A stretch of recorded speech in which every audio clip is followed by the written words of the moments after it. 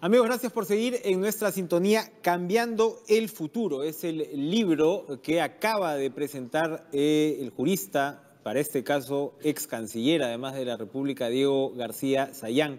Cambiando el Futuro es una crónica personal sumamente interesante y completa. Yo le estaba comentando ahora, bueno, la memoria ayuda de todas maneras de lo que fue el proceso de transición democrático. Es lo que un amigo en común, Diego, gracias por estar con nosotros. Muchas gracias. Sileri se refería al periodo al gobierno de transición como una suerte de estado de gracia, ¿no? O sea, lo que se vivió con Valentín Paniagua, usted integró el gabinete, por supuesto, estuvo en primera fila, como se recuerda en el libro, demostró en un país desalentado, ¿no? Que se encontraba de cara con este grado de corrupción, de desmonte de la democracia, que se podían hacer las cosas bien. Y si bien esta es una crónica, ¿no?, que recoge en detalle todo ello, muy probablemente también nos puede servir, lamentablemente, para los momentos que estamos viviendo hoy. Por supuesto. Quería pedirle primero esa reflexión. ¿Cómo quienes lucharon, en todo caso, por el restablecimiento de la democracia, encaran un momento como este?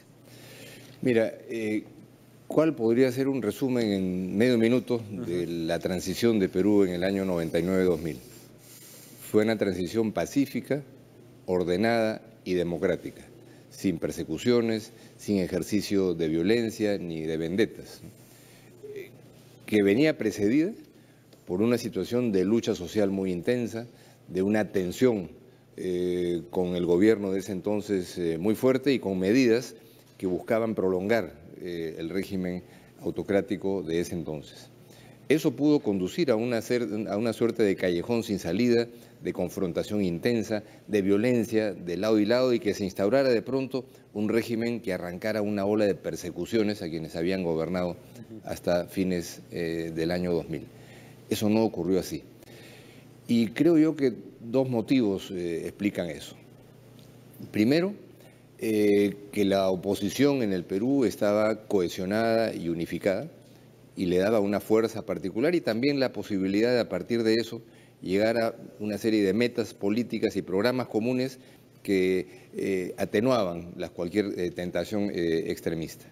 Y en segundo lugar, una participación complementaria de la comunidad internacional a través de la mesa de diálogo de la OEA, que puso en agenda 24 puntos sobre los cuales entre la oposición y el gobierno de ese entonces se fueron avanzando realmente con decisiones importantes que fueron claves para precipitar la salida que se dio a fines del año 99. Entonces, las cosas que surgieron en esa experiencia llevaron después al gobierno de transición y después ya cuando me tocó ser canciller sucediendo a Javier Pérez de Cuéllar, a formular esta experiencia en la Carta Democrática Interamericana que se aprobó aquí en Perú en septiembre del año 2001.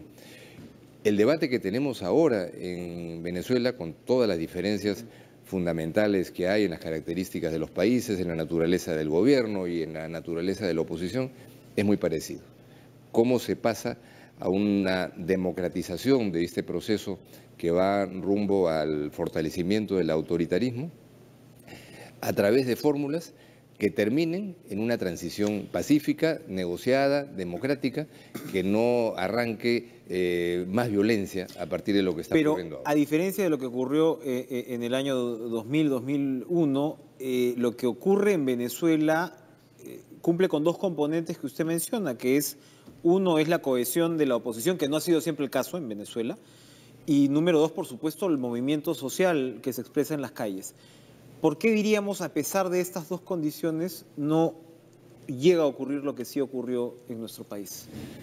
Mira, yo creo que hay, primero que no es tan exacto que la oposición esté tan cohesionada, ¿no? Esta misma semana era la fecha en la que culminaba la de preinscripción de candidatos para las elecciones regionales y municipales que son en diciembre. No ha habido una posición cohesionada y unificada de la oposición para saber si se participaba o no y en qué condiciones. Algunos han inscrito sus candidatos y otros no. No insinúo cuál era la posición correcta, pero ahí se ha visto no estaba tan clara una unidad que no estaba tan clara. Y en segundo lugar, el contexto de la comunidad internacional hoy día es un poco distinto, pese a la Carta Democrática Interamericana que está hoy día vigente. Creo yo que podría haber la oposición actuado de manera más proactiva con la comunidad internacional, planteando algo más que medidas condenatorias, ¿no? Y buscando crear las condiciones para mecanismos de negociación y de diálogo que son absolutamente indispensables. Es un maximalismo que evidentemente no ha hecho bien, ha radicalizado probablemente el régimen. Y de otro lado, la naturaleza de un régimen que, asentado en un pasado glorioso de riqueza petrolera, siente que no le debe nada a la comunidad internacional. Entonces ahí hay una situación en donde una reunión como la de ayer, de 17 países de América Latina y el Caribe, da un avance muy importante. ¿Qué puede pasar de aquí en adelante? Si bien recordaba usted la gesta de la Carta Interamericana, al final esta no se ha podido activar de repente, y esta iniciativa de liderazgo peruano, hay que decirlo, ha sido de alguna manera desarrollada al margen, ¿no? Evidentemente ya sabemos que los votos que tiene Venezuela están basados en buena medida pues en el petróleo, ¿no? Y bloquean los 2/3 que son necesarios dentro de la... Exacto, estos países pequeñitos que están hipotecados al petróleo venezolano, cuyo voto pues pesa tanto como el del Perú, o el de Estados Unidos o cual fuera. Pero, ¿qué podemos esperar de aquí en adelante? Porque de todas maneras el canciller Luna se ha referido pues al contexto, ¿no? de la carta, ¿no? Y si bien pues no estamos exactamente dentro de ese campo de juego, sin duda pues los valores y los parámetros de esta siguen animando esta discusión, ¿no? Hay varios escenarios, ¿no? Dentro de la OEA, el tema de la Carta Democrática está en agenda, está en proceso de discusión dentro del Consejo Permanente y de la Asamblea General, y podría ocurrir que así como ya son 44 los países del mundo que han rechazado a esta Asamblea Constituyente planteada por Maduro, que esto genere una ampliación del número de países que en el sistema interamericano lleguen a los 2/3 para una aplicación de la Carta Democrática. Pero eso, por supuesto, no es la varita mágica. La Carta Democrática no va a resolver el problema de Venezuela. La única salida que permita superar una situación sin una polarización creciente, que sea la antesala de más violencia o la antesala de la persecución a los que hoy día están en el gobierno, que acaban metidos a un juicio en la Corte Penal Internacional por supuestos crímenes cometidos en la actualidad, es avanzar a un proceso, como lo dice el último párrafo de la Declaración de Lima de ayer y que no ha sido muy destacado por los titulares, avanzar en un proceso de negociación que permita una salida conversada y consensual a esta situación crítica. Eso no va a ocurrir de la noche a la mañana y no va a ocurrir mañana, pero evidentemente en situaciones límite y de polarización, paradójicamente esa salida negociada se impone como una forma de salir de manera más pausada, en paracaídas y no por colapso, de un régimen que evidentemente termina y terminará, y las contradicciones internas las vamos a ir viendo, increyendo en las próximas semanas. Y entiendo que esta es un poco la posición que se ha ido conversando entre el presidente y el canciller, que es un poco, tú no puedes pedir elecciones en un país en el cual está como está, ¿no? O sea, con la tasa de homicidios que tiene, con el sistema electoral que tiene. O sea, tú no puedes comenzar probablemente por ahí, sino que vas a tener que efectivamente llegar a una negociación que de repente pueda terminar en un gobierno de transición similar al que se vivió con Paniagua. No hay un modelo ni una receta que seguir, pero si uno imagina el colapso del régimen de Maduro y un proceso electoral dentro de 1 o 2 meses, en un contexto de resquebrajamiento institucional y de debilitamiento con actores paramilitares, mucha gente armada por el chavismo, así es, ¿no? Con 100.000 armas intereses económicos inmensos. Entonces, mafiosos. Eso no tendría ninguna salida duradera, ¿no? Entonces tiene que haber forzosamente algún mecanismo de tránsito, de paso, de etapa intermedia que se le llame gobierno de transición o lo que fuera,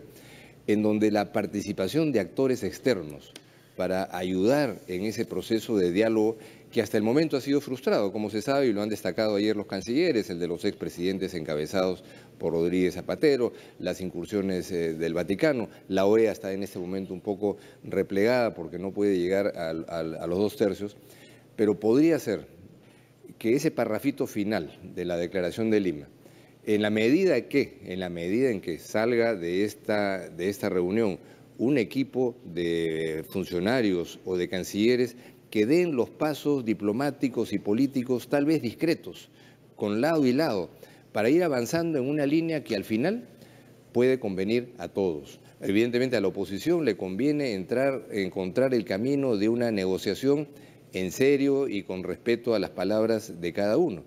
Y a sectores del gobierno o al gobierno en su conjunto también les va a convenir en un momento determinado, ante el crecimiento e incentivación de la polarización y del apetito de venganza, encontrar un camino de salida transitoria y negociada. Mira, se ha encontrado, Enrique, una salida negociada para una guerra de 60 años en Colombia, con más de 6 millones de víctimas y 200.000 muertos, ¿no?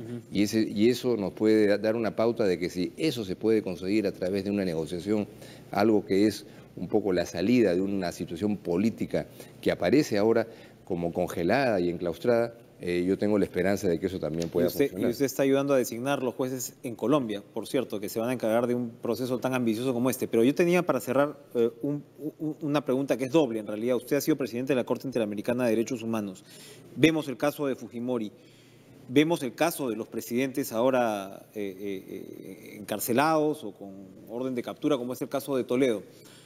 Derechos humanos, sobre todo, y ahora último corrupción, pero sobre todo derechos humanos, son crímenes pues que persiguen a quien no ha pagado por ellos hasta la tumba.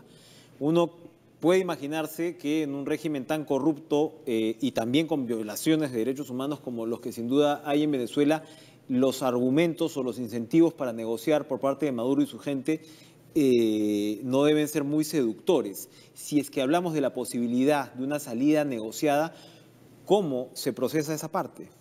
Mira, justamente ahí está una de las fortalezas. El hecho de que la Declaración de Lima, yo destaco el énfasis que han puesto en el tema de derechos humanos y en el derecho internacional, ¿no?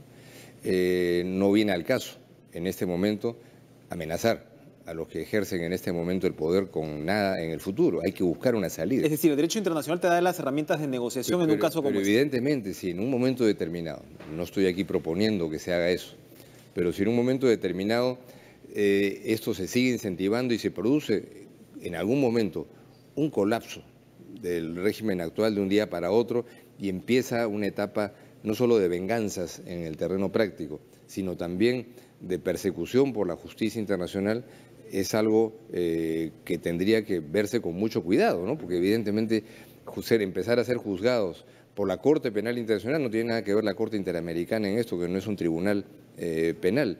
Evidentemente es un tema sobre el cual ellos tendrán que negociar en algún momento y buscar fórmulas nacionales de salida de esta crisis política que se ha producido. Entonces, más allá de los detalles, Enrique, yo creo que un proceso de confrontación interna como esta tiene salida en la medida en que la comunidad internacional, actores de fuera, sea la OEA, sea un grupo de cancilleres, sea un grupo de negociadores internacionales o de gente que ejerza sus buenos oficios, ayude a Venezuela, a los venezolanos de lado y lado, a encontrar una salida. Porque evidentemente la idea simplista de que la oposición siga avanzando para que el régimen colapse y todo cambie, eso es difícil, en la medida en que hay un aparato de poder que funciona.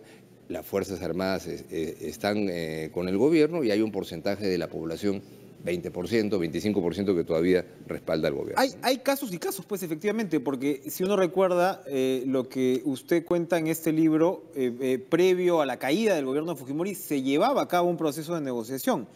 Aparecen los videos que precipitan de alguna manera, ¿no? La situación y claro, pudo también de repente no pasar nada. Sin duda, si hoy aparecen videos en Venezuela no va a pasar nada tampoco, ya como están las cosas. Y la negociación a veces cada produce, caso tiene su, no porque su haya una vocación intrínseca de poder hacerla, sino porque las circunstancias obligan a que en determinado momento se dan cuenta de que si se quiere encontrar una salida para que todos puedan finalmente llevar la fiesta en paz y que los procesos de justicia se apliquen de manera rigurosa, selectiva y solamente los que han ocupado funciones dirigenciales, un proceso de negociación es absolutamente inevitable. ¿Cómo se va a producir? Si son factores internos, si revive el Vaticano un papel, si son expresidentes, si este grupo de ministros de Relaciones Exteriores empieza a hacer una acción discreta a nivel diplomático y político, de pronto podríamos tener algunas sorpresas. Si todo se reduce a declaraciones públicas, probablemente no encontremos nunca la salida. Muy bien.